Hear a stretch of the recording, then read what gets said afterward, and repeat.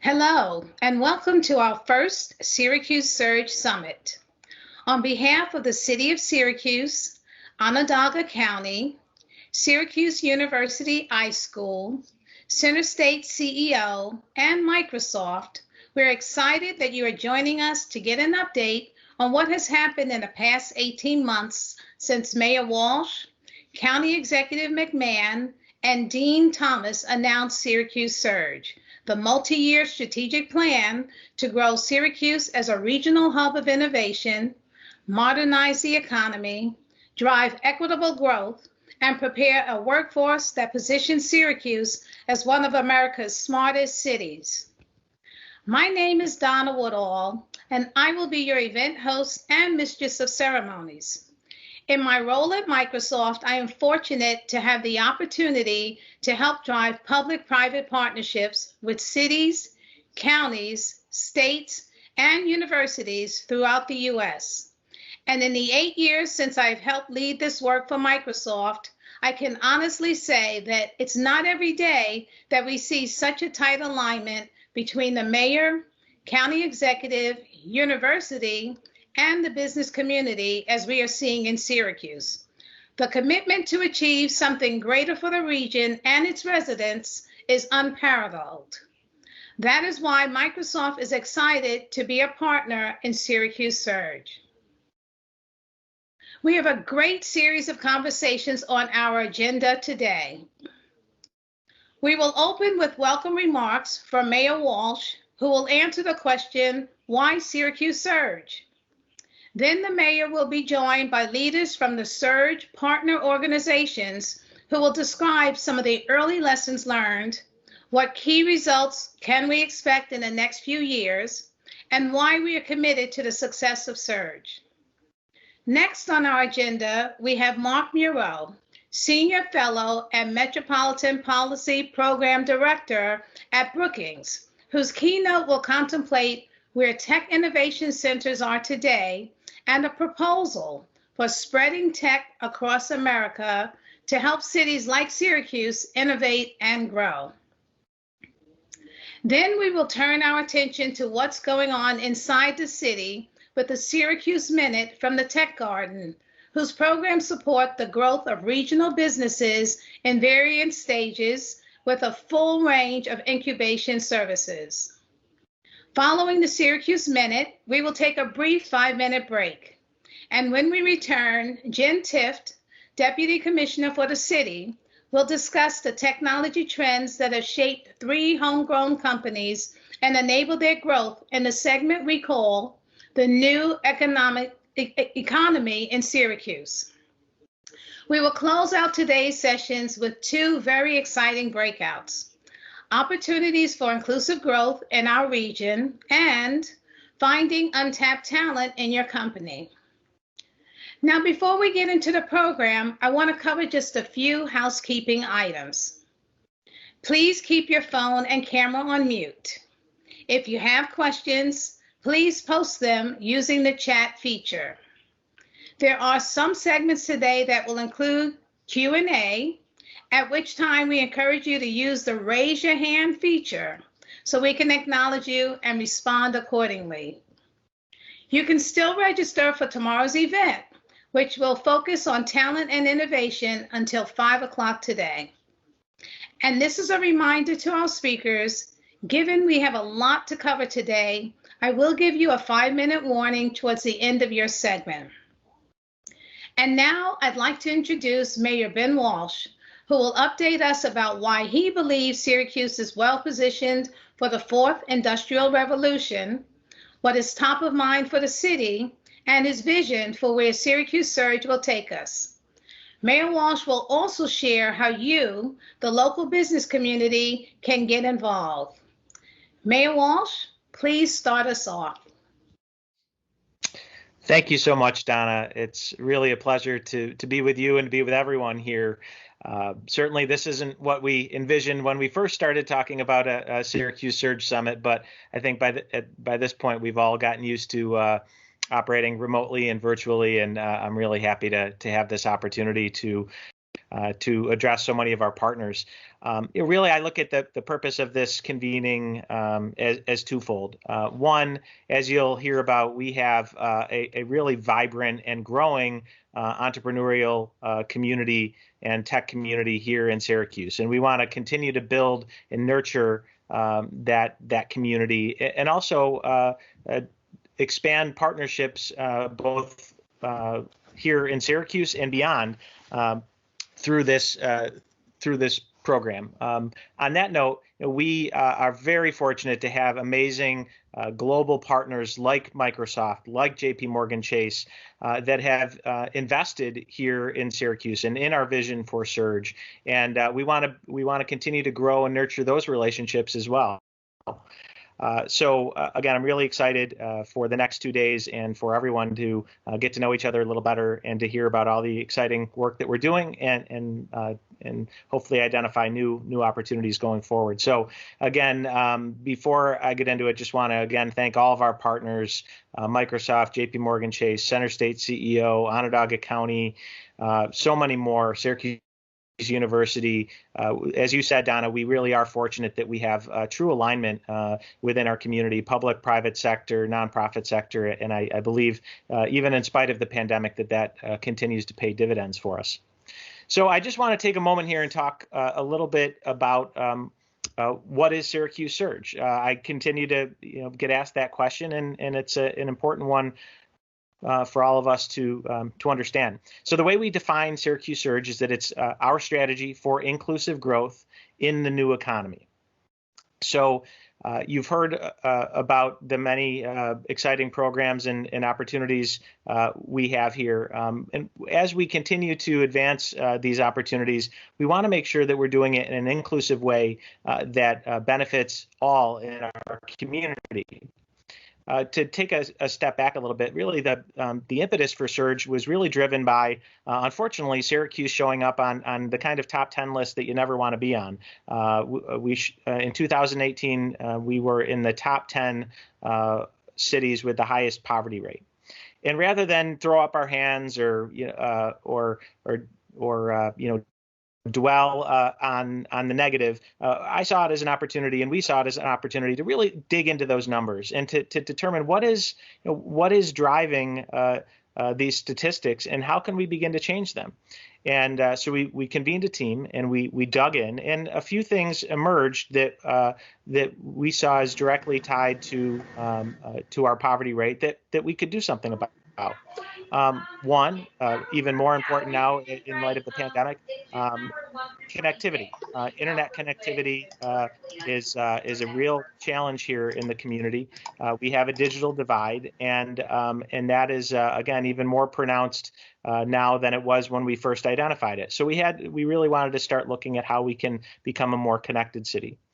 We also identified a real problem with housing stability. A quarter of our residents were moving at least one time a year. And you can imagine the ripple effect of that instability from being able to hold down a job to building and strengthening neighborhoods and community. Housing stability was a real challenge. Also, transportation, unreliable transportation. We know that oftentimes people need reliable transportation, whether it's public transportation or private vehicle to get to work. And that was a significant barrier for us. So in all of these areas, we noted that our communities of color were disproportionately impacted by these barriers. So all of that led to us developing Syracuse Surge. On the positive note, as we were grappling with all these barriers, we were seeing really positive trends. The growing tech sector that was evolving out of the tech garden and out of downtown Syracuse and the surrounding region. Industry sectors like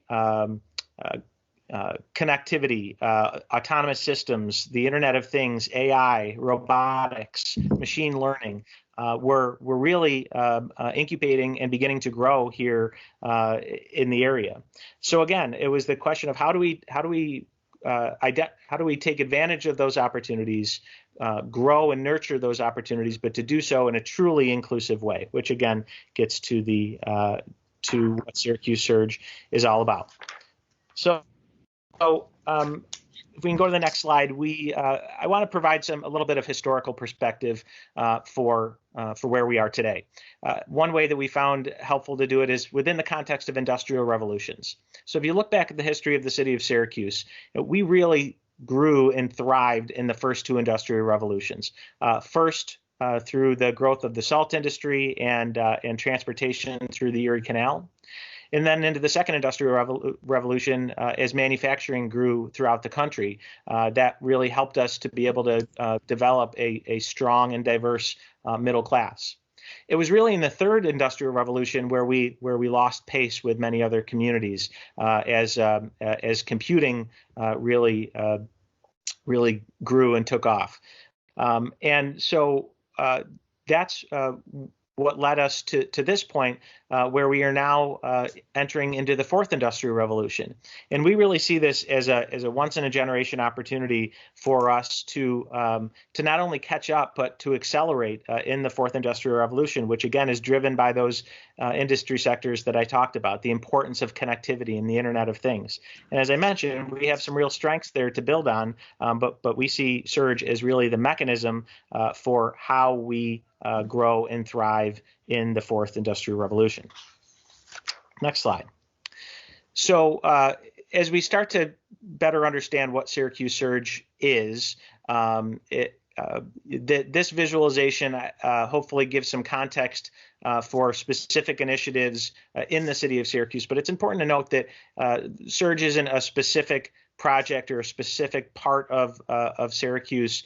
It really is a strategy. But there are really four initial focuses of that strategy that I want to highlight.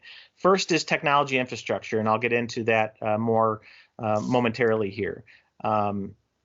Second is growing our tech and startup community, and with a particular focus on our minority entrepreneurs. I mentioned the Tech Garden, and that plays a really key role in this focus area. Also, workforce training, education. Many have probably heard about the proposed regional STEAM high school that we are advancing in partnership with Onondaga County in New York State. That is part of connecting some dots on the southern end of downtown and into the south side of Syracuse around what we're now calling the South Side Campus for the New Economy. And we'll talk more about that. And finally, we developed a concept for what we're calling the New York Center for Smart Cities, which will really become a showcase for all of the smart city applications and initiatives that we have going on here in Syracuse. And it's an opportunity for both local collaboration, but also to bring in our partners from around the world to learn from what we're doing here. So let's dig into each one of those areas a little bit more. So I mentioned tech infrastructure. As with any initiative, we felt it was important not to simply announce it and then put our hand out and ask for help. We wanted to show that we were investing in ourselves and in this strategy. So one of the first steps that we took in partnership with the Common Council and with New York State, and specifically the New York State Power Authority, was investing in a smart streetlight network. So the city's investing over $30 million to acquire our streetlight network, which we have since done. That's over 17,000 streetlights from our local utility provider, National Grid. And upon acquiring them, retrofitting all of them to LED technology, and also affixing smart nodes on each one of those lights to create a connected streetlight network that has the ability to share data and information across that network. We are virtually done with that initial step. Nearly all of our, nearly 18,000 streetlights have been converted to LEDs with the smart nodes. And the next step is affixing sensors on many of these streetlights, which is going to help us in a number of ways. It's going to help us to better deliver services to our constituents, but it's also going to help us collect really important data that we can use again for service delivery, but also hopefully in partnership with many of you to drive change and improvements across the city and beyond. I should also mention that on a parallel track, we, at a time when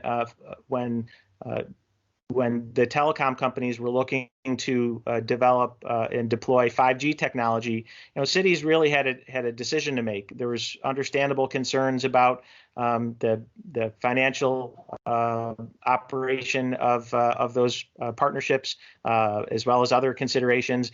We saw it as a real opportunity for us to, again, accelerate our level of connectivity. So we really leaned into the discussion. That led to one of the first agreements with Verizon to do citywide 5G deployment. We were part of an announcement today where we have activated a number of those 5G small cells in the city of Syracuse. And again, that has moved on a parallel track with our other infrastructure investment. But again, it's important that when we talk about infrastructure, of course, you need to look at roads and sewers and water lines and all of your traditional infrastructure, but it's equally important to invest in our tech infrastructure, and that's what we're doing. Next slide. I mentioned the Tech Garden and what we're calling the Center City Innovation Hub. A lot of, when you look at the companies and the entrepreneurs that are growing here in the city of Syracuse, a lot of that growth, a lot of that creativity is emanating from the Tech Garden. And frankly, it's bursting at the seams. So much so that as you go outside of the Tech Garden, as you work your way up Warren Street, there's really an organic tech alley, if you will, or innovation corridor that has developed outside of the Tech Garden. So how do we build upon that organic growth? How do we leverage it? And one of the ways in which we do that is to expand the Tech Garden and to continue to make sure that is a hub of innovation that emanates throughout the city and throughout the region. Next slide. The important part that we don't ever want to lose sight of is connecting people to these opportunities. And we know, pre-pandemic and even now, that one of our biggest challenges for our employers is finding talent, finding good employees. And there's a number of different levels where we need to continue to make interventions to make sure that we do have a strong workforce to fuel this growth. But one of the areas that we know is important is at our high school level. When you look at the Syracuse City School District and what is really working in the district as it relates to training opportunities, our career and technical education programs are really the envy of the surrounding region and the surrounding state. So we see that the proposed STEAM high school as a logical next step in ensuring that we have a curriculum not just in the city school district, but where other students from throughout the county can attend to learn about science, engineering, arts, which is an increasingly important component to making sure that students have that level of creativity to be able to take to these tech jobs.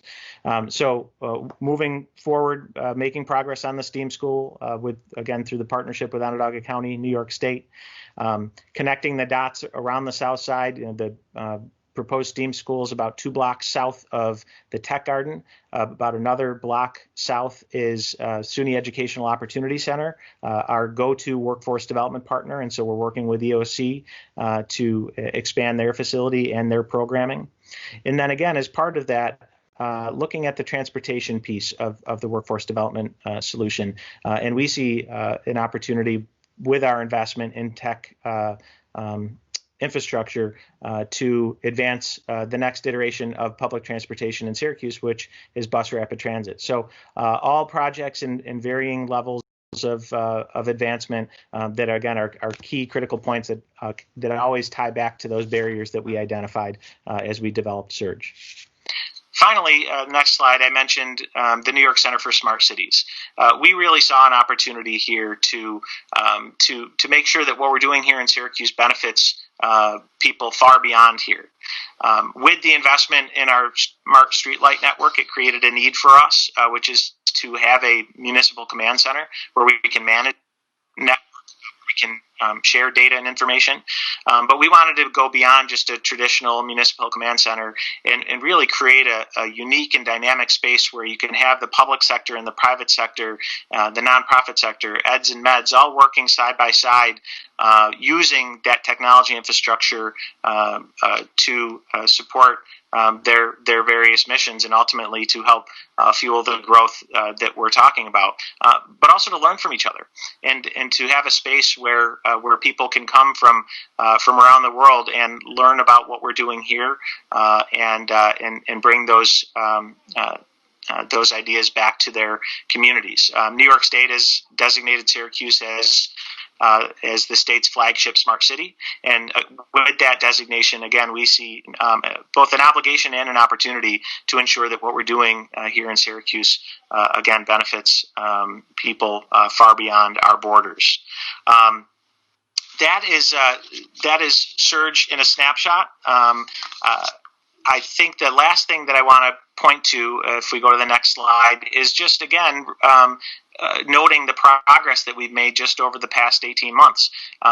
It's one thing for us to invest in ourselves, but it's another thing when you start to see other institutions, organizations, and businesses investing in that strategy. And we have quite the list, as you can see here, just on the slide. And that's just a small sample of our partners that we're working with. But of course, JMA Wireless, local growing company here, manufacturing 5G wireless technology. They made a conscious decision to invest on the south side of Syracuse, just south of downtown, and are building a facility where they will be doing high-tech manufacturing within walking distance of a community focused on ensuring has opportunities to connect to those jobs. Significant investment, initially creating more than 100 jobs, but we think the opportunities for JMA's growth are limitless, especially given what we've seen in recent months. Of course, I mentioned Verizon and their investment in our infrastructure, and we were part of an exciting announcement today. JP Morgan Chase, again, that critical component connecting people to those opportunities. And thanks to their $3 million investment through the Advancing Cities Challenge, that's exactly what we're focused on. How can we accelerate inclusive workforce development opportunities? How can we accelerate XBE tech startup initiatives and make sure that truly everyone is benefiting from this growth? And of course, Microsoft. We're thrilled to be part of an announcement to develop a digital alliance with Microsoft and Syracuse University. It's the third of its kind in the nation, and already paying dividends for us. And we're truly excited about the continued opportunities to work with Microsoft. And again, this summit is part of that process. So again, we are seeing significant validation of our strategy and investment in our strategy, but the hope here in bringing you all together is to identify additional opportunities and to make sure we're all supporting each other's work. So with that, again, I just want to thank everyone for participating today, for supporting the Syracuse Surge. If you're here looking to learn more about it, think about ways in which you can plug and play with our strategy. Look for ways in which we can support you. And if you just go to the next slide, we'll finish it there. And again, really look forward to the continued opportunities, the continued discussion, and I look forward to learning along the way. Thank you. So thank you for that, Mayor. And we're going to now transition to our panel, who will be joining you to talk about the experience we've had over the past year working in collaboration and focus again on what we see in the next couple years forthcoming. I just want to make a quick announcement that we apologize for the excuse me, for the pinging in the background. We did set this up to not announce people, so we're going to continue working on that. But without further ado, please, Dr. Rogers, on to you. Good afternoon, everybody. Welcome to be a part of this conversation and the work that's happening around Syracuse Surge. Mayor Walsh, thank you so much for your opening remarks and setting the stage for what will be a dynamic two-day engagement. We are going to move now to a panel discussion with some of our leaders around this work. We're going to dive a little bit deeper into of the happenings around Syracuse Surge, and we've invited this great group of panelists to talk about what it is that they are doing to help move this work forward, and how you all can potentially become involved or get connected to the work that's happening here. Just a quick intro. Again, my name is Dr. Johanna Rogers. I'm Vice President for Racial Equity and Social Impact at CenterState CEO, but I'm also working along with the CenterState team, economic inclusion specifically, on a lot of the work around Syracuse Surge. So I'm excited to be here with many of you today. For our panel discussion, I would invite, I know we're in this virtual setting, you all to turn your cameras on. Feel free to use the chat. I have some questions lined up for our panelists, but we would love to see some of your faces and see your reactions to help make the conversation a little bit more engaging. So feel free to do that if you can and are willing to. So I'm going to jump right in, and I'm going to start with Mayor Walsh. Your welcome remarks. You described the local history as leading the city during the first and second industrial revolution. You mentioned our physical infrastructure, including the Erie Canal, was a key enabler of our growth in those two eras. Today, the city's investment in technology infrastructure is a crucial component to the Syracuse Surge strategy. Can you tell us a little bit about the progress that has been made in implementing the network and high-speed connectivity in relation to 5G? And if you can give us an update on that, but also from your perspective, what are some of the most important considerations that we should keep in mind as we move forward and explore new investment or new partnership opportunities around our technology infrastructure? Great. Thanks, Johanna. You heard some of what I discussed about our infrastructure investments. Again, we're nearly complete with our streetlight retrofit, and now again moving into the sensor stage, where we're going to be again measuring important information that will help inform our service delivery. Similarly with 5G, again making good progress on the build out, and that is now active. So as we look towards the next investments, I think for me there's two really important considerations. One specific to the issue of the digital divide. We need to make sure that internet connection to good, solid internet is ubiquitous in the city of Syracuse. That it's equitable. That no matter where you live, you have easy, affordable access to the internet. We're going to be doing we're going to be piloting some strategies where we're going to have some Wi-Fi hotspots in different parts of the city, and hope to learn from that. We are investing in our fiber infrastructure, in our fiber work, as we continue on a parallel path to better understand, what the best approach is to full equitable connectivity throughout the community. So again, it's identifying what are those additional technology infrastructure investments to make, but then always looking at those investments through the lens of equity to ensure that everyone is benefiting from them, and particularly the communities that have historically been marginalized and are at a disadvantage.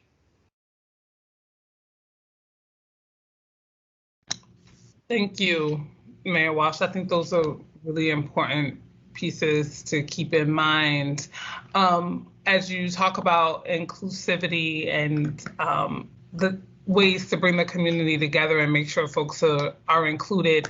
It brings to mind my next question about how key partnerships and collaboration around Surge across government, education, philanthropy, commercial sectors are going to to the accelerating inclusive growth and creating exciting opportunities for our region.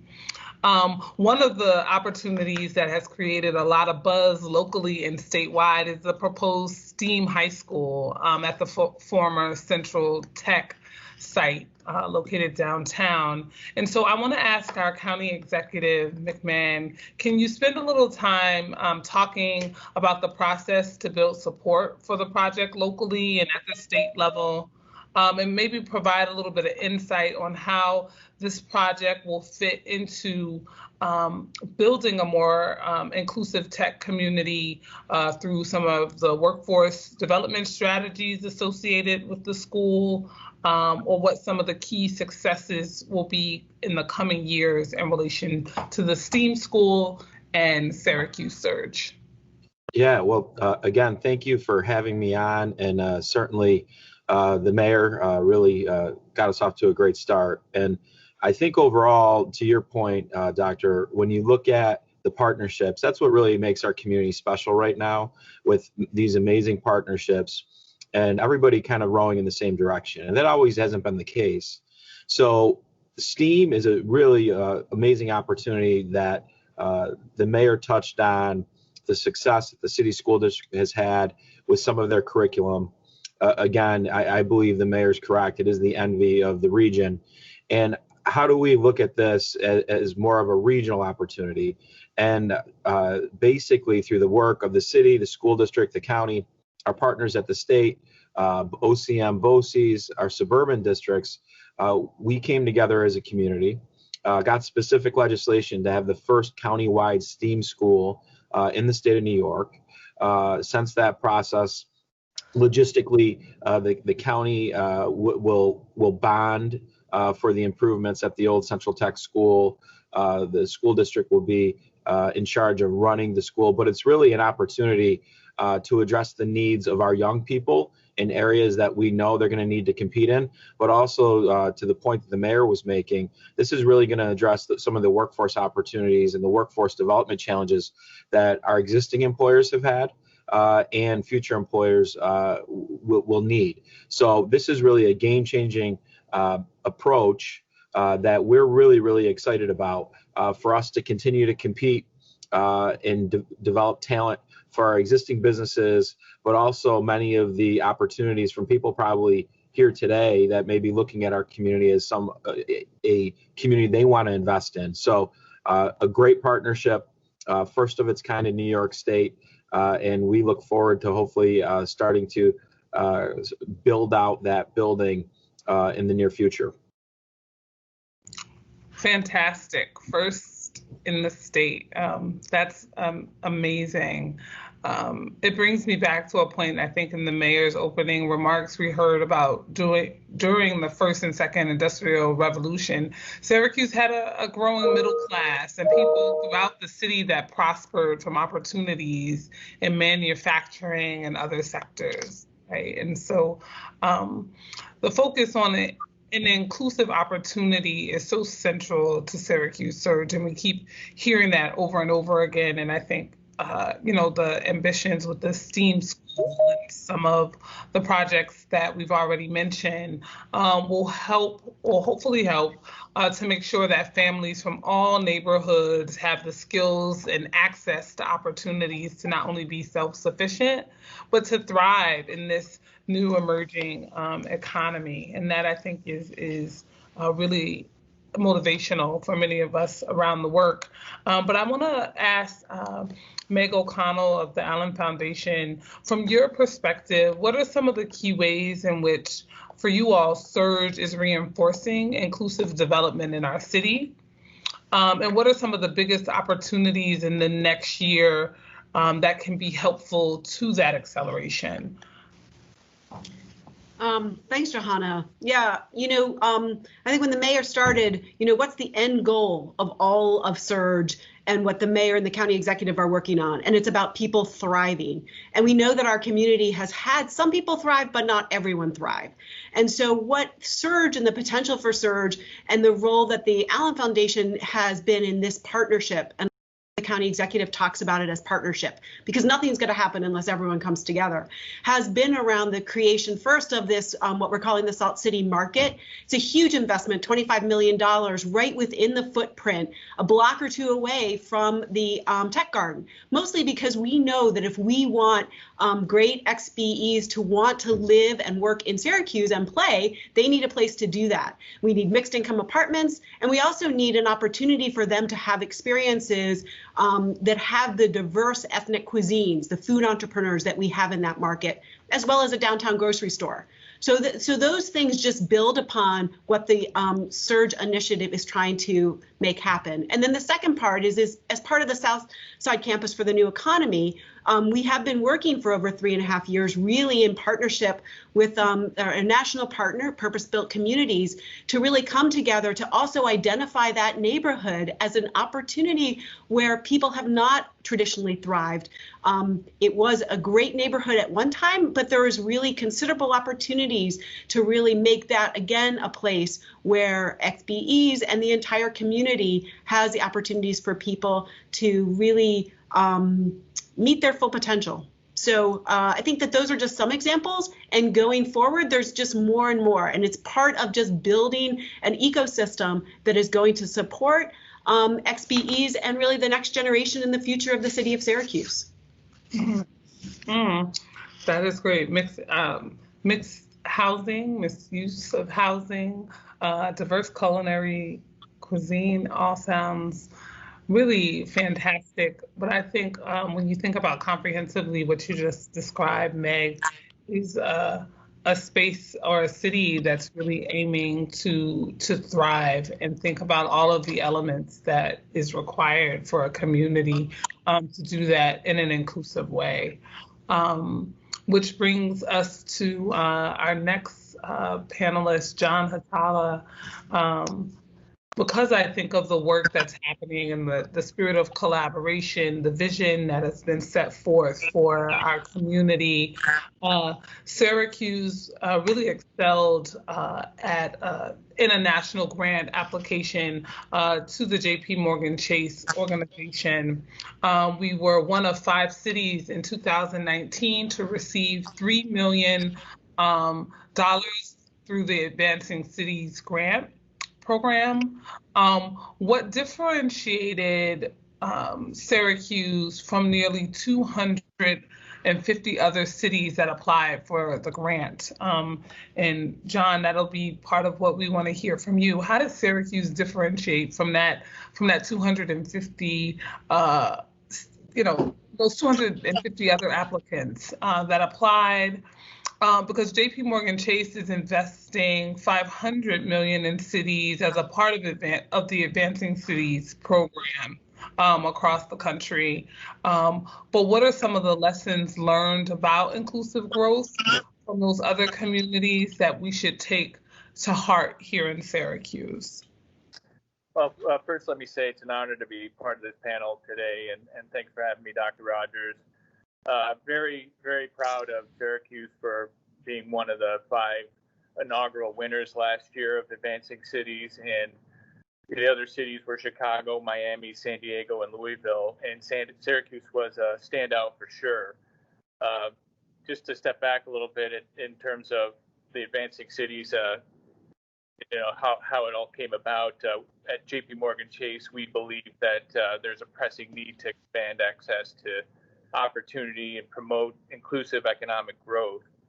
The Advancing Cities Challenge was meant to spark innovative solutions and motivate collaboration to generate creative thinking and cross-cutting approaches to solve entrenched problems in communities. And you heard from the very beginning when Donna kicked off this great summit, her comments around partnership, the mayor's comments, county executive Meg's comments, the collaboration that Syracuse has is really really the fundamental reason why they were selected in the Advancing Cities Challenge. The principles, partnerships across business, civic, nonprofit to solve pressing problems, I think is really one of the primary reasons. And it's a consistent theme that we've heard in the first 45 minutes here. The partners also demonstrated a very clear commitment to inclusive growth, acknowledging without specific interventions, many of the longtime residents and businesses would not benefit equally from the investments being made in the new economy, as the mayor referenced. But the bottom line is Syracuse Surge is a well-crafted plan to revitalize Syracuse. And there were many very, very good plans submitted last year, but the collaboration and alignment in the community was really unmatched. And so, what we're learning, what we've learned from other cities and advancing cities and Syracuse is that successful projects embrace collaboration as a fundamental principle. They plan for inclusive growth so that everyone benefits from the work. They involve the local community voice early and often in economic decision making, and invest in data to gain insight on and measure progress against pressing problems. And also they think big. They have the courage to try creative and innovative approaches to solve major challenges. They learn from mistakes and adjust and iterate. Those are really the key learnings so far. Thank you, John. Think big, and I think part of what we as a community for sure are trying to figure out is how do we get these big ideas and concepts to trickle down into opportunities within that community, right? Because that is where the inclusivity is going to be seen, and we want it to be felt, right? I think that will get us to the place that we're all aiming to get to. And so I'm going to move to Rob Simpson of CenterState, because we've begun to see some big announcements, Rob, around new tech jobs in Syracuse that align with the Syracuse Surge strategy, such as JMA Wireless, the 5G manufacturing facility that is on South Salina Street, the Advancing Cities grant from JP Chase that John just finished describing, and how it supports workforce development to help local workers get into new jobs related to tech. But can you share a bit more about the types of programs that are going to be developed to support current and future job demand in this emerging field? And how do investments like the physical expansion of the tech garden help us to create more opportunities in the tech sector? It's interesting. You said the words "think big," and I'm listening to you and other speakers talking about the things that we are undertaking, and it's hard just not to be excited about the opportunity that we have here in Syracuse. I think Donna mentioned at the beginning of the program the partnerships. The county executive, the mayor, Meg, everyone's talked about partnerships. And together, this community is on the verge of doing some of the biggest things that we've ever done for ourselves. The combination of private sector investments, public sector investments, our physical city infrastructure. But maybe most importantly, what I've just been so overwhelmed by over the course of the last 2 years in particular, is this leadership cohort has worked together, has been the intentionality of focus about making sure that our future growth investments, right? That something like a smart cities initiative, recognizing that high-tech initiatives in the past in other communities have historically exacerbated inequality as opposed to improve it. And this is a community whose leadership has been able to acknowledge that openly and to start to plan intentionally to try to make sure that the opportunities that are created are ones where there is equal access and that we're able to create greater equity for stakeholders in our community. I think that is maybe the biggest thing in the Syracuse Surge that we're trying to do, is to try to break that cycle of economic inequality, of racial inequality, of social inequality. And a lot of that comes down to job access, as you mentioned. Whether it's companies like JMA, we're really working with them to build what we call industrial partnerships, unpacking what their job demand is going to look like in their new facility on the south side, and building tailored training programs for residents of that neighborhood and other neighborhoods to be able to access those jobs in ways they might not have before. I'm proud of the work that our team, our work train team, is doing at CenterState CEO to build what we're calling our digital customer service training program, really helping to create pathways into technology jobs for individuals who might not have thought of technology as a potential career, whether that's entry-level customer service roles, call center opportunities. Many of these jobs, many of the sort of on-ramp jobs to the new economy require a digital fluency, and we're working to train people in those regards. But I think what I'm maybe most excited about is how all these pieces tie together. We're not just talking about a physical plant expansion of the south side of Syracuse or streetlights. We're not just talking about workforce development. We're talking about early childhood education with programs like Erie 21 and Lemoyne College.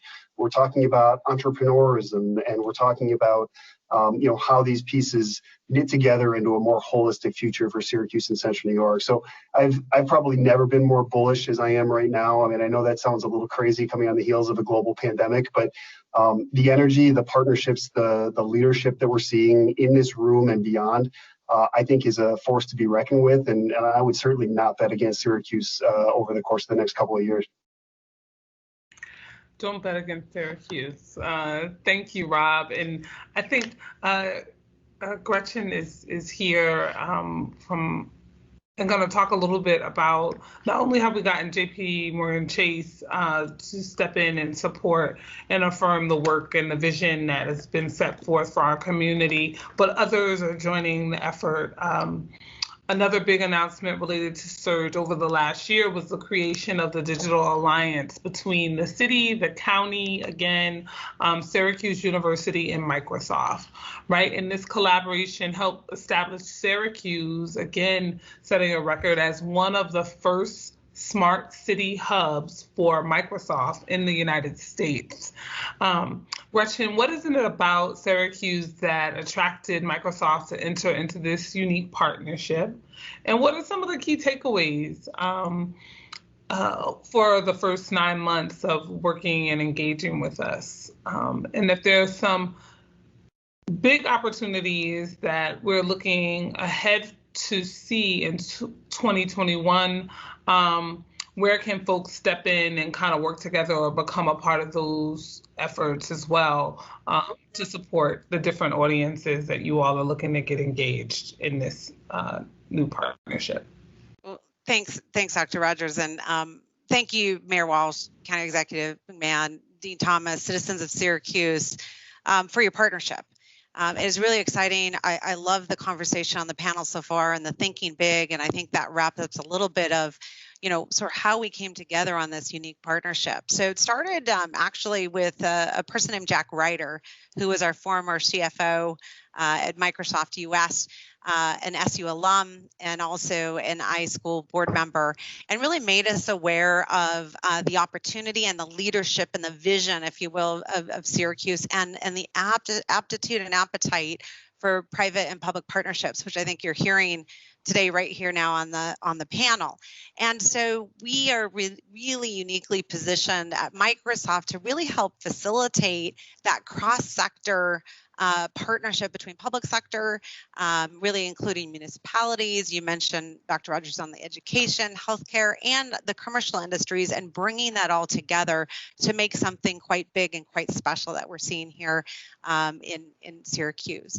And so when stakeholders came to our Redmond campus and our headquarters here at Microsoft to talk about what the vision was for Syracuse Surge and that 5-year initiative, our Microsoft leadership was inspired, and we believe that this was exactly aligned essentially to the ethos of how Microsoft thinks about public and private partnerships, the opportunity to make a change and to really establish and plant this smart city hub that we're talking about today. And so essentially, from that vision, we were all in, and continue to grow. And I think you mentioned, and we had a little bit of a conversation about the investments now from the industry, including the JPMC Advancing Cities Grant, as well as the Autonomous Vehicle Initiative, and really helping continue to facilitate the innovation holistically in Syracuse. And so the thought here was, how do we bring a technology partner such as ourselves to the table to really help spark, drive, and collaborate innovation here in Syracuse? And so what have we learned over the last year? I think, was sort of the second part of the conversation. And I think, as I summed up and was listening to the panel, the first thing I would just say over the last year, when you think about healthcare, when we talk about access, skills, workforce development, and inclusive workforce, closing the digital divide, growing our economy in an inclusive and innovative way, these are all things that I would say became the takeaways of the partnership. And we really worked very hard to make that real through some joint initiatives. So, for example, in Upstate, medical triage team created this online assessment tool, a health bot with Microsoft Azure, to really help with the COVID-19 response and hospitalization requests. And the work here, as you think about the overloading of the hospitals, the people being able to get access to just simple information, help to understand sort of if and when and how they need to be able to go into that hospital, coming in to help on the healthcare side in the pandemic was certainly a critical priority for us. But also we think about really technology that supports the collaboration around SU's iSchool in the city. And we built a way to analyze city data to show trends and areas to make improvements where resources are needed most, and improve things in areas such as fire and police, public works, finance, and other government departments. And so being able to take a data-driven approach to help us understand sort of where and how to apply those resources in a smarter way. We also awarded the AI for Accessibility Grant, facilitating collaboration with the SU iSchool, and really helping make hiring of our individuals more inclusive and based on capabilities rather than disabilities. And that is such a critical thing for us to continue to work on. So we're very excited about the work from that perspective. And then as we think about investing in our future, in jobs, being able to bring things like in partnership, Esports Industry Professional Summit, where we collaborated with Electronic Gaming Foundation, and we're able to drive 400,000 viewers to come together and help understand the opportunity around jobs of the future, as well as understanding where artificial intelligence will make a play in the future of every student, and bringing in our EPIC AI initiative into Syracuse high schools to help understand sort of where there is opportunity from a development perspective, gamers, AR, VR, robotics, esports, et cetera. So very excited about the work that we're doing both on the education and the career development side. So where do we want to go? And these are just a few examples, and certainly more work to go as we collaborate collectively with this incredible board here panel. When I think about where we have to go, I think there's a couple key areas that become really important and were iterated already by the panelists today. The first is really continuing to land what we call our Global Skills Initiative, and specifically our work around what's called Accelerate. And this is really about closing the digital divide, making sure that we are addressing underserved and underrepresented communities, making sure that they get the skills that are needed, as well as reskilling and upskilling to ensure that we continue to grow and see growth in the economy and have that in a very inclusive way. We also continue to participate in the New York Center for Smart Cities initiative. And then lastly, all of this becomes critically important when you have access. And if you don't have access, many of the things that we're talking about start to break down. And so continuing to support the city of Syracuse in the broadband strategy and making sure that we can help support that overall strategy to ensure that we have access and opportunity for all, I think, are some of the biggest things and the biggest impact that we'll see coming out of 2021.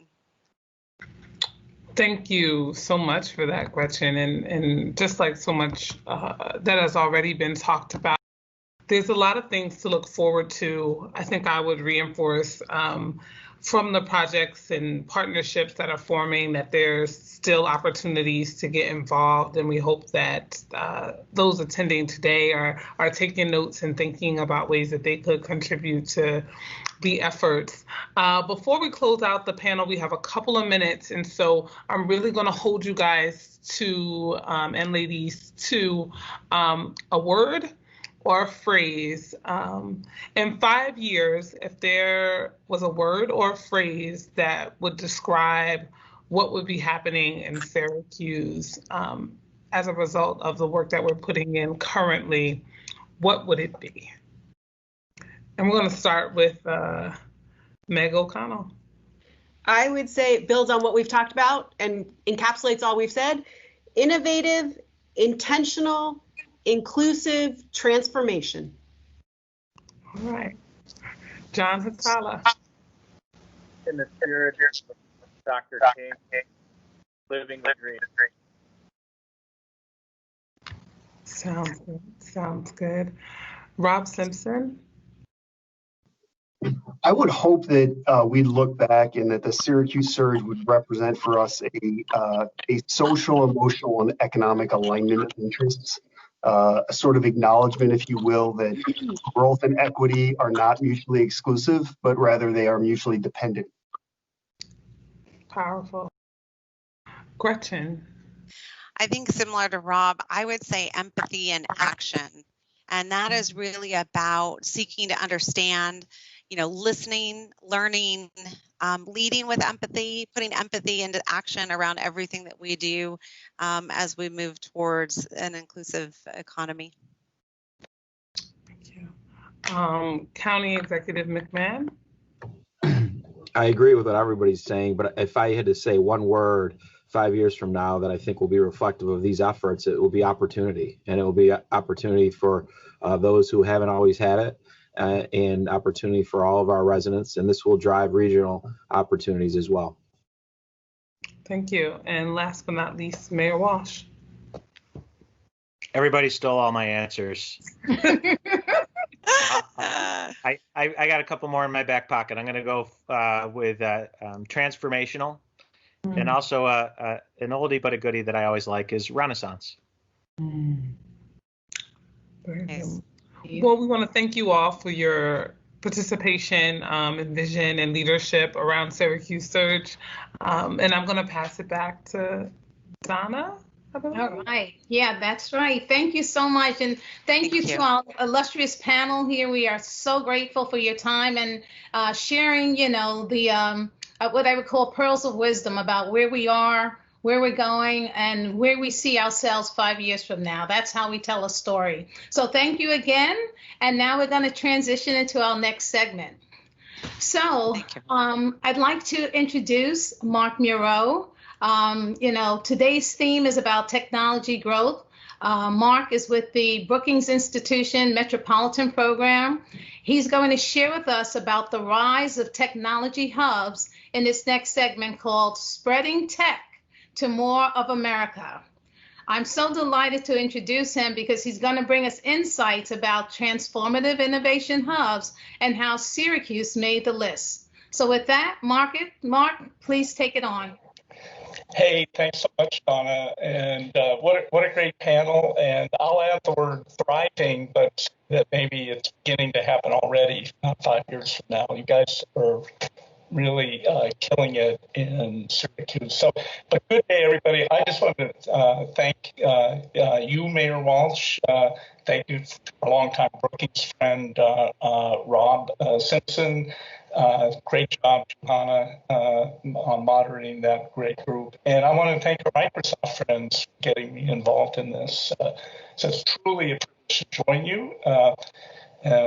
I can say honestly, we at Brookings have, really followed Syracuse, tried to aid and abet Syracuse, but drawn a lot of inspiration from the region and CenterState for a number of years. So I'm going to try and return the favor with a little bit of a sense of situating what you all are doing in a kind of national, global context with maybe some big opportunities ahead. So if you'll bear with me, give me a sec. I'm going to share my screen and we'll go from there. What I want to do, though, is say right off that the work that Syracuse has been doing on developing regional tech specialization, say in UAS over years on inclusive tech and entrepreneurship, these days of promoting more institutional collaboration, getting better and better at that. Well, that is, in fact, an inspiration for a big federal policy proposal that my colleague Rob Atkinson at the Information Technology Innovation Foundation and I released last winter that Jen asked me to share with you. Mayor Walsh joined us for the original release of this work. So that's the report right there. I'm going to talk about a little of this, but keep tying it back into what we've been talking about. I want to say a little bit about more why your efforts and exactly the precise way you're thinking about building a powerful innovation ecosystem is only getting more and more important. And I want to describe our Brookings proposal to designate 10 U.S. metros like Syracuse. I can honestly say that Syracuse is an inspirational starting point for us to create federal growth centers. And I want to tell you a little about that, how it's generating some buzz and why it maybe speaks to some real challenges the country has right now, but also holds out some real opportunities.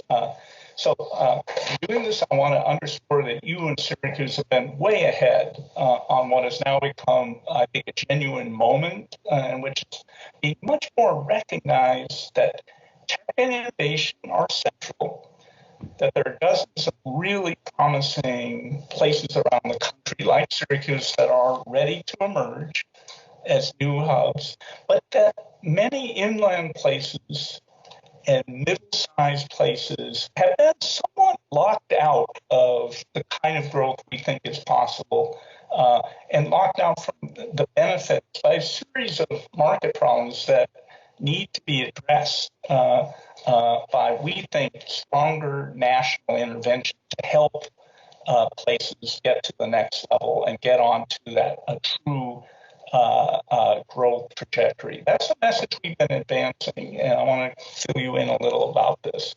So let's look at the nation's growth landscape and just stipulate that regional divides across the country are one of the most important challenges the nation faces right now. And regardless of COVID, I think they are going to, remain with us unless we take real action. At the broadest level, it's been obvious forever that cities and regions perform at different levels and through different periods of history, such as the mayor outlined. Different cities rise and different cities fall, and this is a reality of our history. And you have to only think about the nation's varied city geography with its contrast of big cities and smaller ones, fast-growing and slow-growing ones. We assume a lot of variation, and we know these variations are important. We, up to a point, accept it. And yet, in recent it's become clear that some something more disturbing has begun to happen in the last 20 years or so. Most notably, an epic of what we call regional divergence has become unmistakable. And as the economic fortunes of high-tech superstar cities like Boston and San Francisco have pulled away from the fortunes of secondary metros like Syracuse or Rochester in many respects, no matter what they have done, there's been this pull away of a short list of places. You can see that here in that blue line. Rather than growing together, all cities together, we've begun to see them begin to grow apart more and more. And this has gone on for 30 years or so. And here you can see this for much of the 20th century, well-recognized market forces tended to reduce wage and investment and business formation disparities. If you look to the left here, slower growing places like the South began to catch up in that third industrial age. Places like Syracuse were thriving, or the second age. But in the 1980s, this trend began to break down. And in my view, innovation and digital technologies moved to the center of economic activity and began to change things. Intense demands for talent and insight increased the value of agglomeration economies, those clusters of talented people and innovative firms, and unleashed very self-reinforcing dynamics that benefited a shorter list of bigger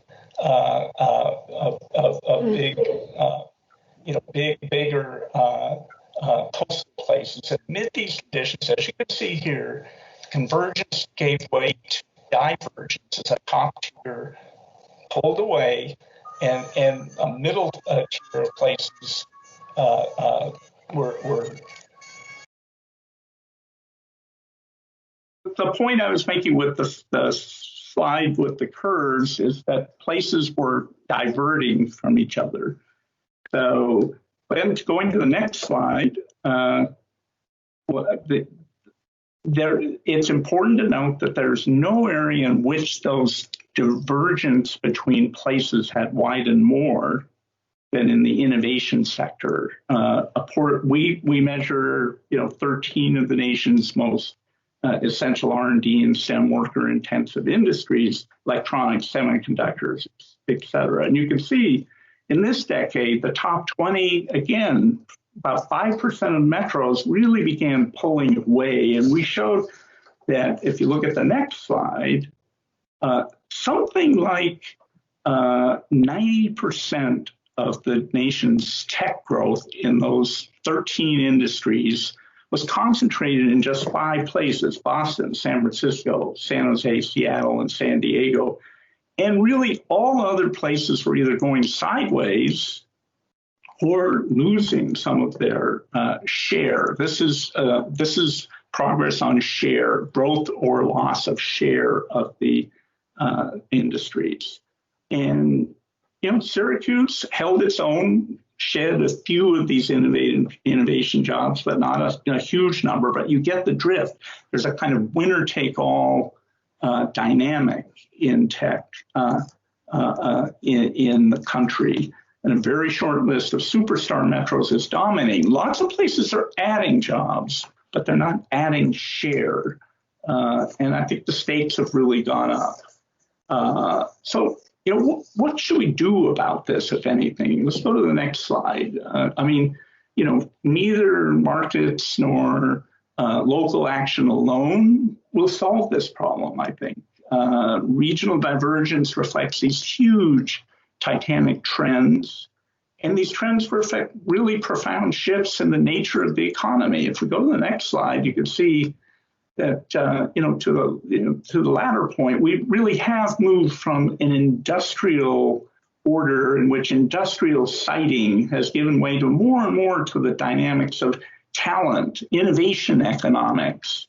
The things that matter are intellectual property, talent, clusters, quality of place, really. And you can see these are kind of the things that that your region has been thinking about and has been thinking about for a while. You know, given the specific nature of tech, which is dominated by big platforms, winner-take-most economies, superstar outcomes, Syracuse remains a promising, I think, second-tier star with a huge set of opportunity. So we think it's going to take a change to change this geography. Places are going to have to do a lot on their own, as Syracuse is, but we also are going to need, and ideally there would be some help from the national government to help, which is where our proposal come in. Let's look at the next slide, which is really a call for the nation to invest massively in a short list of promising non-superstar metros with an eye to transforming them, helping them get onto a self-sustaining dynamic growth trajectory. Here's some of the way we looked at this. We built on some European ideas about growth poles, updating that idea, and we hold on to three key thoughts. We think you need national level intervention to change the game. You need resources at scale, and a focus on key promising places, meaning places with a major research university, significant toeholds in advanced industries and commercialization. Think of some of your UAB and UAS work, pools of technical and professional skills. You're thinking about that, and cohesive strategic institutions and leadership. Those are the important things. So moving to specifics, we proposed to Congress, we came out this winter and the next slide, suggested Congress should establish a 10-year, $100 billion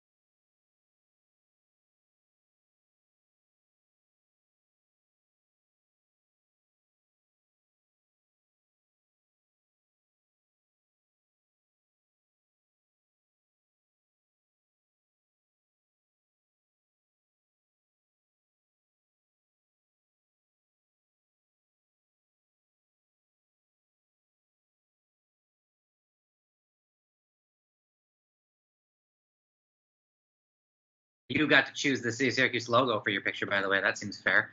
I'm Jeff. I'm the CEO and co-founder of Digital Hive. As Jen mentioned, Digital Hive is a full-service digital marketing agency. So really what that means is we take technology, digital platforms, and leverage them for our clients that range everything from Destiny USA to Excellus Blue Cross Blue Shield. We do the digital marketing work for about 120 clients, 120 to 150 clients a month, and take social media and digital marketing platforms to find their perfect customers and use the platforms to connect their brands and messages to their perfect audience and to drive really a return on investment. So that's what digital marketing is, and I'm really excited to be here. It should be a fun panel, especially because I love Syracuse Search so much. Thank you, Jeff. All right, Jason, you're up. 3 minutes to you. Okay, thanks, Jen. My name is Jason Dean. I am the CEO and co-founder of Eget Liber. Our focus is on killing blue-green algae in freshwater lakes. We do this by employing a specialized ROV vehicle that's designed to target and localize the blue-green algae as it appears on the surface of the freshwater lakes. Our system is able to uniquely target it by lowering part of its capacity into the water, where we optimize the localization of the bacteria inside the chamber.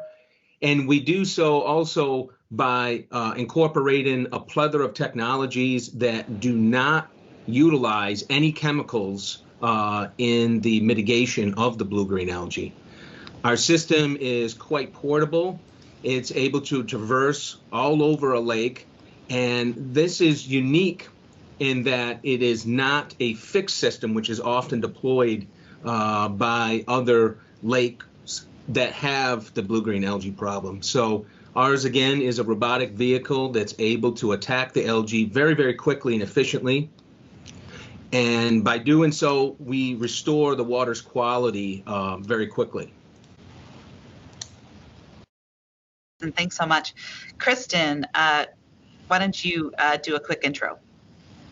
Sure. Hey, thanks so much for having me. I guess I feel a little bit like a tech kind of newbie coming after that description about a fully autonomous submerging blue-green algae fighter. But Kristen Mannion of the Alvina Group, we are a small tech consulting company based here in Syracuse. We focus predominantly on helping small, medium-sized businesses get value from their technology and integrating their technology into smart business operations.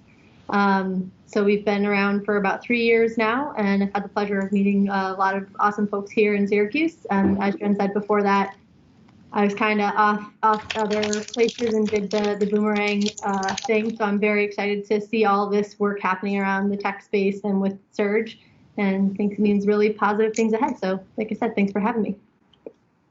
Thanks so much, Kristen. Well, you've got a flow chart on your whiteboard behind you, so you must be a consultant. All right.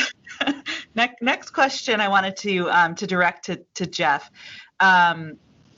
Digital Hive, obviously has enjoyed some tremendous success since you founded the company in 2014, and we're all super proud to have you here as a part of our local ecosystem. What technology trends have shaped your growth over the past 5 years is the first part of my question. And then the second part of my question is, what has been the biggest surprise in your journey to date? So yeah, thanks so much, Jen. We met actually at the Tech Garden back in 2014, my business partner and I, which was a really cool success story. I just wanted to make that plug. Definitely try to get the Tech Garden as much as possible, because you never know what's going to happen. He was giving a talk there. And it was just the two of us in a 200 square foot office on Salina Street in 2014. And today we've grown about 13,000%. We have 54 employees. We're 2 offices, one in Rochester, one in Syracuse. And since starting, I mean, you can imagine being in the digital marketing and social media space, technology changes every day. I feel like the platforms, when we log in, they've changed. The dashboards look different. So there's a lot of micro changes, but from a macro standpoint, we're thinking and using digital marketing and social media a lot differently. Even just take the last 8 months of this amazing year of 2020 and how things have changed. You know, I think in the beginning of 2020, TikTok was more, you know, for younger folks, in middle school, high school, communicating with friends, doing dances, and kind of an evolution of Musical.ly, right? But now, when COVID hit, a lot of celebrities, a lot of influencers joined the platform. It's becoming a little bit more mainstream. Not that different from Snap, you know, 2 or 3 years ago. And so, you know, it's easy to talk about those social media platforms that have evolved over the years.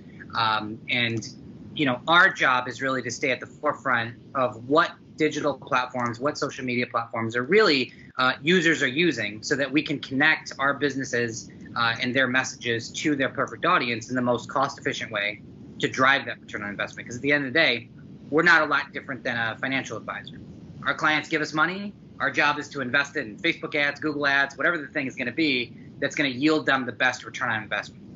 So if I give you $1, the hope is that I get X amount of leads, I get more awareness, I get more sales, which generates $5, $10. And so that's our job, is really to stay up with the ever-evolving technology of these digital marketing social media platforms. I think the biggest surprise over the last 6 years, I don't know that it was a surprise. More, I had a hypothesis when we first started the business with Jake, and it was all about investing in people. We knew that our strategy to scale was going to be in hiring the very best talent, because Jake and I, we like to think we're good at all this, but it's our first time, man. This is our first rodeo. And so we needed help to gap fill the areas that we didn't really know and didn't have experience in. And so as an example of that, our fourth employee was, her name's Sarah Mastrangelo. She's our vice president of operations today, but at the time, she was our director of HR. And most of my business friends said, you're hiring a director of HR at 3 employees? And I said, well, yes, because we want to be much larger than a 5-person company, much larger than a 10-person company. And I don't know how to scale that. I don't know HR practice. I don't know how to build a great culture. I don't know the right things to look for when hiring this many people that we want to scale to. So understanding where you want to head and then filling those gaps, that was massively important. I would say that's the maybe biggest, not surprise, but the thing that I'm most pleased with is that theory really proved out, because the reason we've grown so much has been truly the amazing people we've added to our staff. Thanks so much, Jeff. Really insightful, I think, comments about HR. You know, we're going to actually be spending a lot of time. I think pretty much the entire summit tomorrow is going to be devoted to focusing on talent issues, and so just a plug for our program tomorrow. But definitely appreciate that insight. Jason, you know, your company is a newer startup, obviously, you know, in residency at the Tech Garden and recently a part of Genius New York.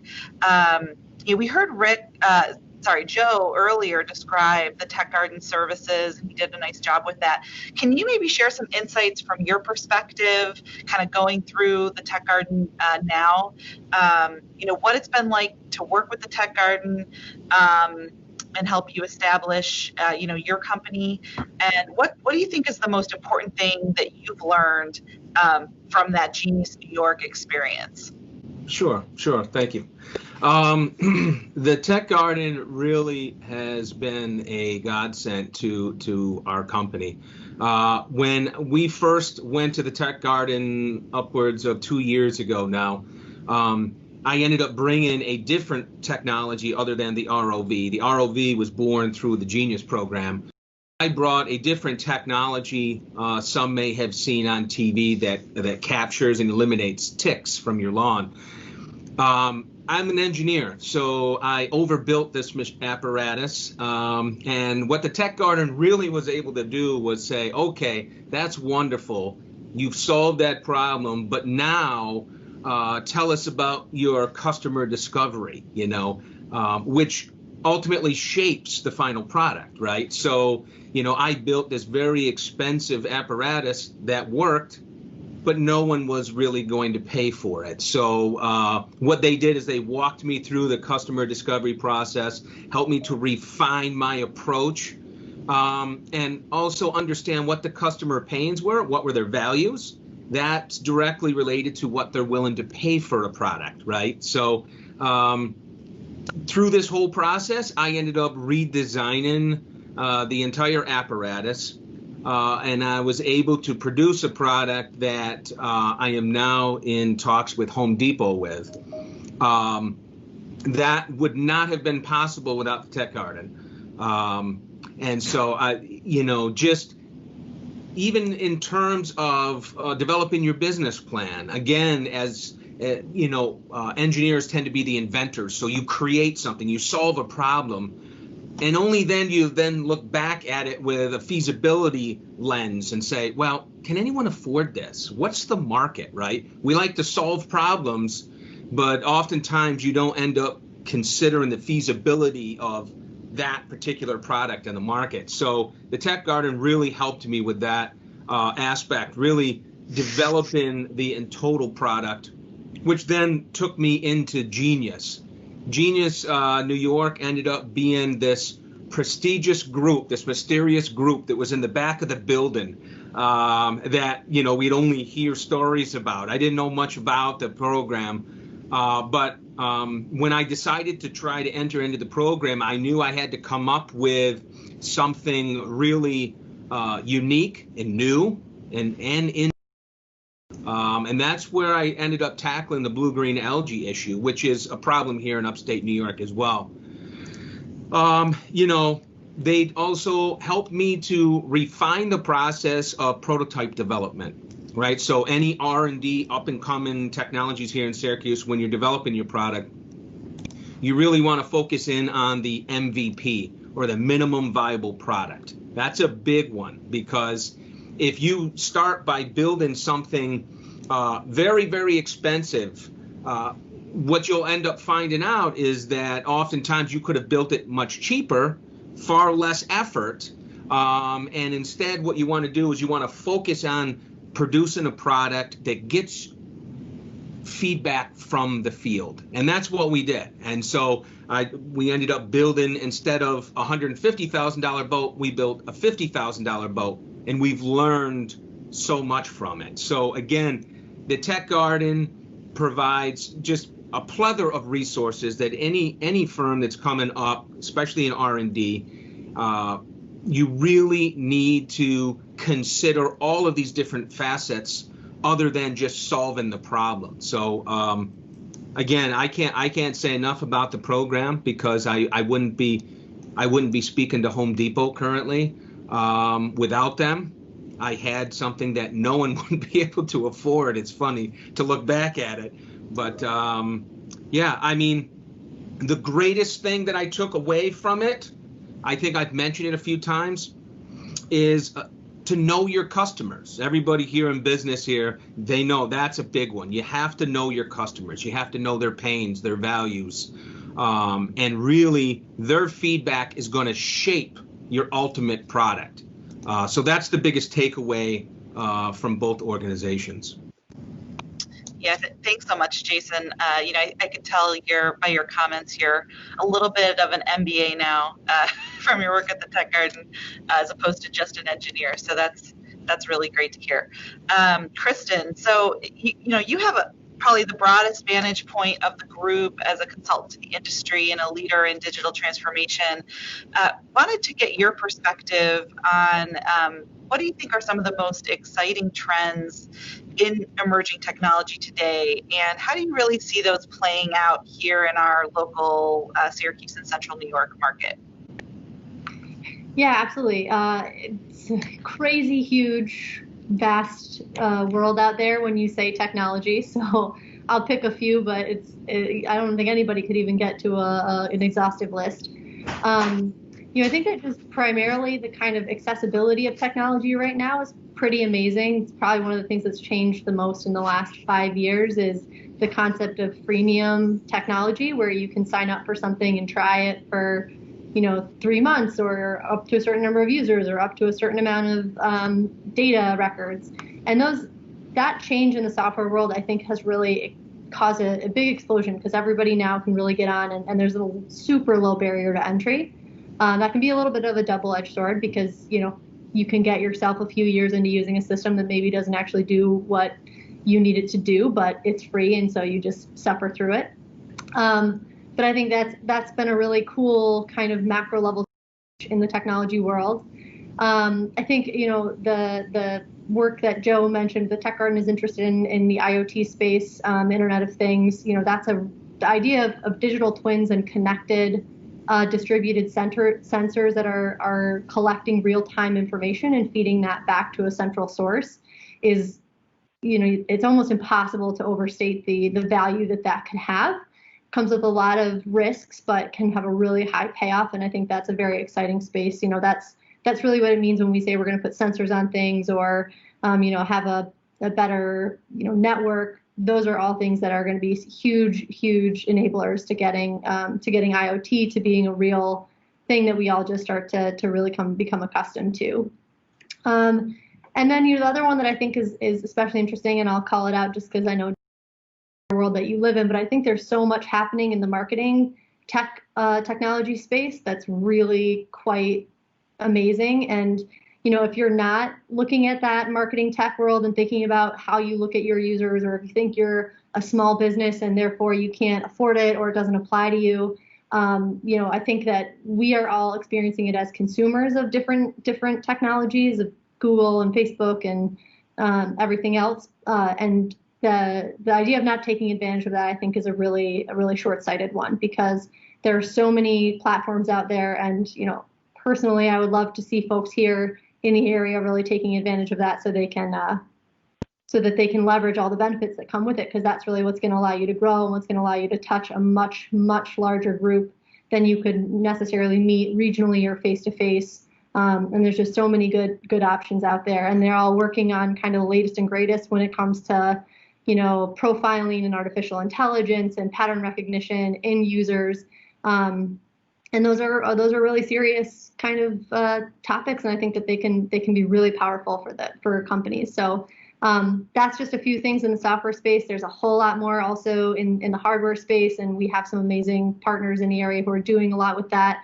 You look at the healthcare kind of work, you look at some of the things that they're doing with COVID testing and sewage treatment plants. I mean, it's vast, but we have a lot of really good opportunities here in Syracuse, and I think, my number one thing is always just to get out there and see what you might not be using right now, and most of it's very cost effective and worth kind of dabbling in. So I would love to see more of our companies really kind of becoming excited about the idea of piloting and testing and doing new things, because I think there's really great opportunities to be had out there. Thanks so much, Kristen. Really good points. So we're going to ask one more question of the group. And while we're having this discussion, I would just ask for folks to think about any questions that you have for these three panelists. Feel free to put them in the chat.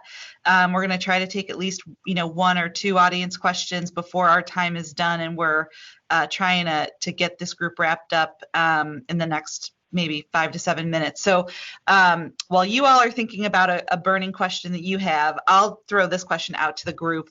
And it's related to ecosystems and partnerships. We think a lot about the importance of partnerships in this tech space, which is, really described as an ecosystem by a lot of folks. And so I'm curious, Jeff and Jason, from your perspectives with your respective businesses, how important to you is this idea of, ecosystem partnerships?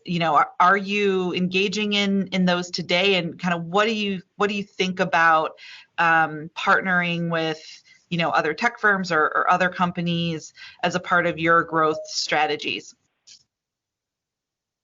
I'll just put a quick plug in for Kristen. She's amazing, as you can probably tell, and we've had her help with some technology questions that we have. So, that goes to show that I think it's really important that we all support each other in this tech ecosystem. We are, I think there's very few things that are more important as we talk about this space and the new economy that Syracuse has this really great opportunity to participate in. We need to work together. We need to know what other people are going on, what other people are working on. And I love hearing Jason's story. It's really awesome. I love that we're doing Genius. As Digital Hive, we try to participate and become engaged with any tech company in upstate New York in general, because we're all kind of in the same thing. We all have talent issues that we're trying to find the very best talent. We all have scaling, opportunities and challenges. We all face a lot of this similar things. And so working together as a group to solve them, I think, is one of the most critical things we can do. And, people that they mentioned, Spark Charge and SpinCar and TCG Player and all these amazing companies locally, we have great relationships with them. Chetty's probably one of my closest friends in town, and I can't tell you how many nights at 2 a.m. we're texting back and forth like, oh, I'm so frustrated with this. What would you do in this situation? To have that sounding board, and specifically for companies trying to do similar things in upstate, that very few things more important in my opinion. That's well said, Jeff. My experiences primarily are centered around the Tech Garden and the Genius program, because those programs can be all consuming. And so that ends up being our little ecosystem. But I can tell you that being there, although everybody's working towards achieving their own goals, what I can say is that everyone there, including the other companies, not just the staff, is there to help, even with the simplest questions. I've had many of the prior Genius teams offer all sorts of helpful advice, tips, provided a multitude of introductions, which then ultimately led to collaborations with Syracuse University and SUNY ESF, which was instrumental in us performing our lab tests. So without those connections, without those introductions, those simple meet and greets with coffee or maybe a lunch where you're just discussing your ideas back and forth, it actually ends up producing some real tangible results. So I'm all about collaboration and partnerships. Great. Kristen, curious from your vantage point, if you have anything, to add to the comments that Jeff and Jason made, or any observations about local tech ecosystem partnerships from your perspective. Yeah, I think it's really one of the things that Syracuse does the best is look at partnerships and think about not being in kind of a zero-sum space, and looking instead at how you put two things together to make more than what each of those could do standalone, and having a really positive outlook about that, and having a really kind of encouraging and excited kind of viewpoint. And that's something that I think the community is so connected here, and people are so invested in each other and so invested in the success of their even sometimes their rival businesses. I've seen some amazing partnerships come out of that, and I think that that's a huge asset for us as a team. And as a software kind of data person, I will just say one data set is good, but multiple data sets are better. So you really can't go wrong ever if you can find folks that your values aligned with and who are interested in growing, and you can make a partnership out of it. It's almost always worthwhile.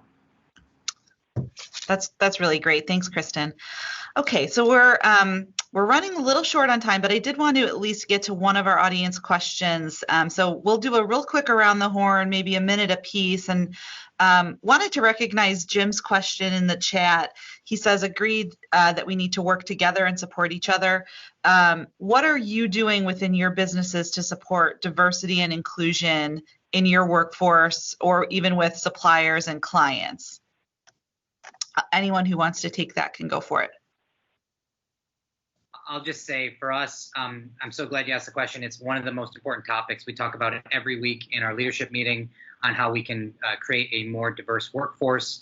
I would just want to plug in there. I'm on the board of United Way of Central New York. We're doing a 20-day racial challenge right now. So if you go to United Way Central New York's website, you can still participate. There's still time. It's a great way to reflect on your own, racial bias and understanding of systemic racial injustices and how we can start to fix those. And so for us, we actually have a fully mapped out what we call DE&I, but diversity, equity, and inclusion plan, and how we're going to vastly improve our recruitment opportunities, our hiring opportunities, and the way that we create an inclusive environment for all within Digital Hive. So really good question, and I think it should be at the forefront, specifically, I'm going to go slightly over, specifically in tech. because I think tech can be the equalizer, right?